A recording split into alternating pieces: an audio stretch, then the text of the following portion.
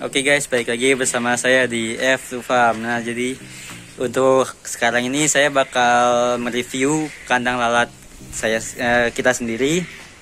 Nah, mungkin nanti kayak ukuran tingginya berapa dan juga apa aja yang harus ada di dalam kandang lalat ini. Pokoknya stay tune terus ya, jangan skip video ini. Semoga bisa bermanfaat. Ya.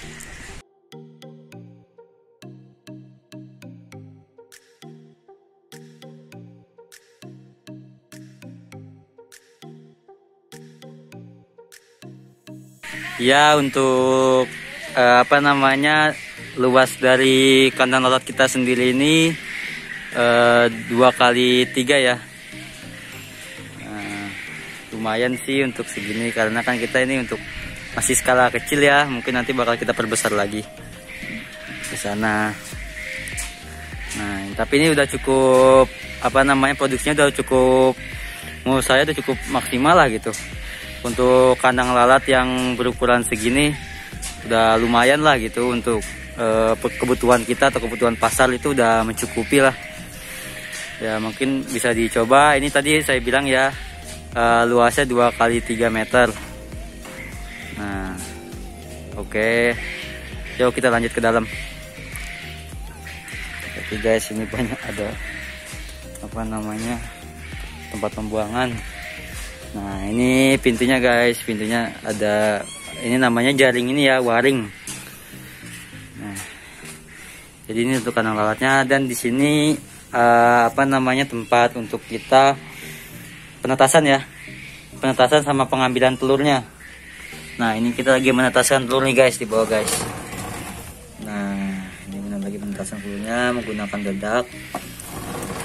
Jadi satu kotak ini enggak kita gunain semua untuk lalatnya ya. Jadi yang kita gunain untuk lalatnya cuma 2 itu. Nah, yang satunya ini untuk kita ya, untuk penetasan ataupun ya buat aktivitas lain aja lah gitu. Nah, oke. Nah, oke, jadi untuk temboknya sendiri ini, kalau bisa kalian jangan full pakai ini ya, ini tembok kayak begini. Jadi jangan tertutup, harus ada terbukanya juga. Kalau kayak di sini setengah terbuka setengah tertutup, karena lalat itu kan dia butuh hawa panas juga ya, hawa yang hangat dari sinar matahari. Takutnya nanti kalau kalian pakai tembok terus, tembok full tembok, nanti dia nggak dapat pancaran sinar matahari. Maksudnya bukan pancaran sinar matahari langsung ya, tapi hawa panasnya itu. Nah, takutnya nanti nggak dapat, malah dia produksi telurnya itu malah nggak maksimal. Nah, jadi kita di sini setengah-setengah guys, setengah pakai jaring, namanya waring ini, setengah pakai jaring waring. Nah, nanti setengahnya lagi dikasih tembok kayak begini. Ya, oke guys, kita langsung lanjut aja ke dalam ya. Ini kayak banyak banget tuh ya bahan-bahannya, barang-barangnya. Yuk kita masuk ke dalam. Nah, jadi ini kandang lalat kita ya. Tuh. Ini kemarin emang udah habis bertelur, jadi nggak sebanyak waktu itu. Kita diambil-ambilin telurnya, dan banyak lalat yang udah mati juga karena bertelur ya. Karena emang dia siklusnya cuma sampai segitu doang. Jadi untuk yang jantan setelah membuahi dia langsung mati, dan untuk yang betina dia setelah bertelur langsung mati udah. Makanya kenapa harus kita siapkan namanya itu prepupa, dia produksinya jalan terus. Kalau misalnya kita setelah lalat bertelur habis itu nggak nyetak prepupa lagi, ya udah produksinya habis, berarti nggak ada lagi. Kita mesti beli bibit lagi. Nah, kita kan di sini kan maunya jalan terus produksinya. Nah, maka dari itu pada saat maggot nanti kita panen, itu nggak dipanen semua, paling nanti sebagian berapa kilo lah buat nyetak prepupa lagi itu guys. Nah, di sini banyak ya tuh. Oh iya, saya juga mau bilang ini lupa ya tadi, untuk tingginya ini kandang lalat kita ini sekitar 2 meter ya guys. Tuh bisa kalian lihat juga, atap kita itu nggak tertutup ya, itu transparan biar sinar mataharinya maksudnya hawa panas dari sinar matahari itu bisa masuk ke kandang lalatnya. Nah, karena lalat juga butuh apa namanya kehangatan ya, biar dia bisa bertelur maksimal gitu. Nah guys, nah di sini juga ada nih ya, ini kayak apa namanya, ini apa ya, bukan gabus ya, pokoknya ini kayak gini nih. Nah terus juga ada juga ini kayak daun-daun pisang yang udah kering, ada kayak tanaman-tanaman kayak beginian tuh. Nah itu gunanya untuk kita nanti apa namanya cadangan air. Jadi si lalat ini jangan kita diemin aja gitu, dia juga butuh cairan. Dia udah nggak butuh makanan lagi, tapi yang dia butuh kalau misalnya udah jadi lalat ini hanya cairan aja guys untuk dia minum. Apalagi kan nanti terkena hawa panas gitu ya, maksudnya terkena ya hawa-hawa hangat. Nah kalau misalnya nanti airnya kurang, produksi telurnya juga bisa ini guys, nanti takutnya bisa mengurang, jadi nggak maksimal gitu. Nah nanti setiap hari itu kita harus semprot, karena lalatnya ini menggunakan air biasa aja, jadi nggak usah ada campuran apa-apa. Kalau kita di sini sih pakai air biasa. Nah nanti kita taburin apa, kita semprot di ininya juga, jangan lupa apa namanya, daun pisangnya ini atau di daun-daun apalah gitu yang terserah kalian. Nah ini ya guys. Ya oke guys, jadi ini adalah apa namanya media telur kita ya, media telur lalatnya. Nah, di sini kalau di sini namanya egis. Nah itu kalau cara pembuatannya ini kita ini sekitar 7 cm ya panjangnya. Terus kalau bisa kalian nih kalau mau buat dikasih celah-celah kecil kayak gini nih, biar nanti si lalatnya bertelurnya di celah-celah ini. Soalnya dia kan kalau mau bertelur tuh di tempat-tempat yang sempit kayak begini nih. Kalau melihat tempat yang ini nggak bakal mau guys. Nah sini ya.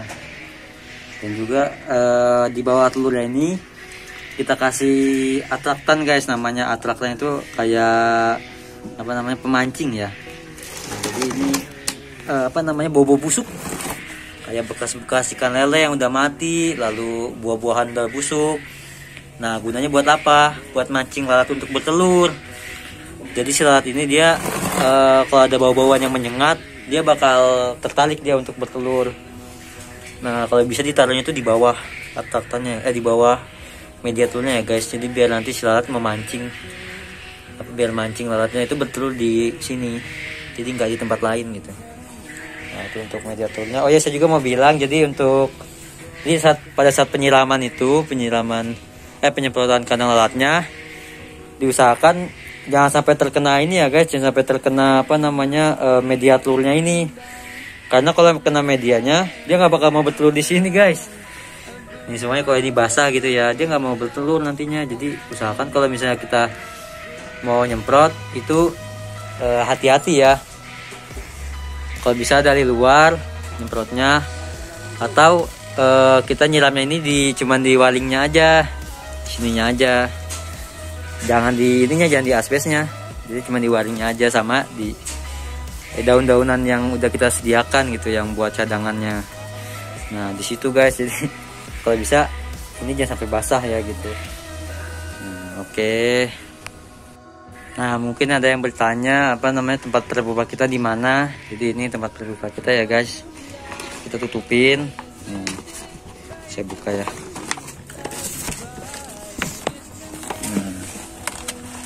Nah jadi ini tempat terbuka kita guys.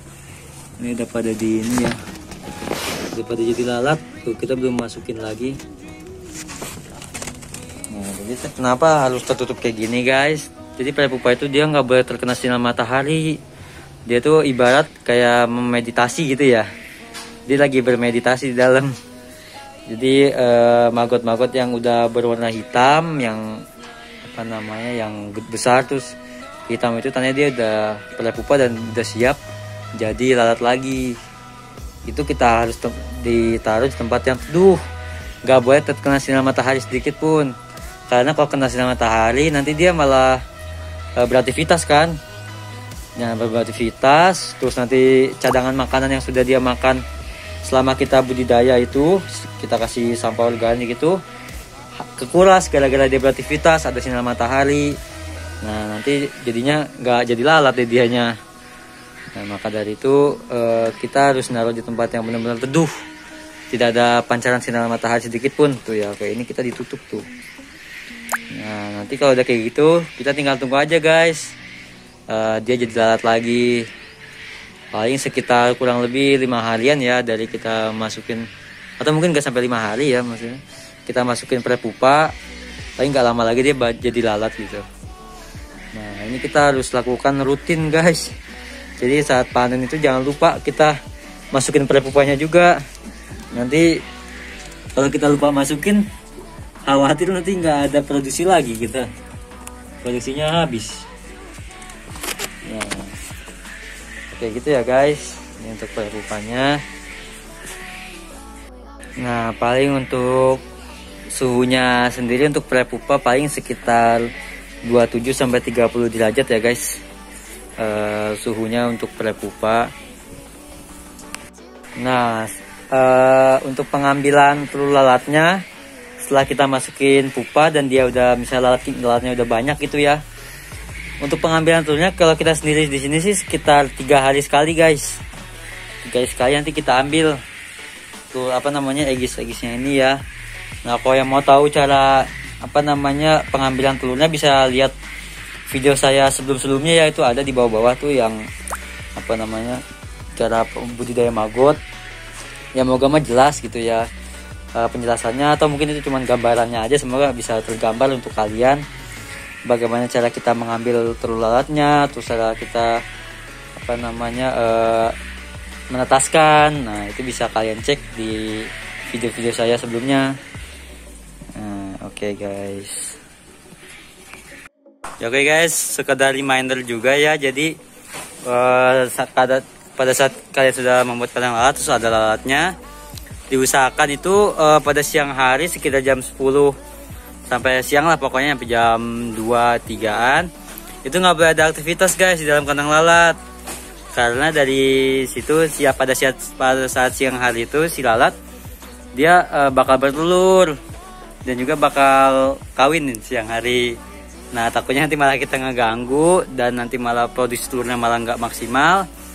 Jadi saya cuma mau ngasih tahu aja, jadi pengalaman kita di sini kalau misalnya di siang hari jam 9 ke atas itu jangan ada orang lalu lalang, pokoknya aktivitas apapun itu.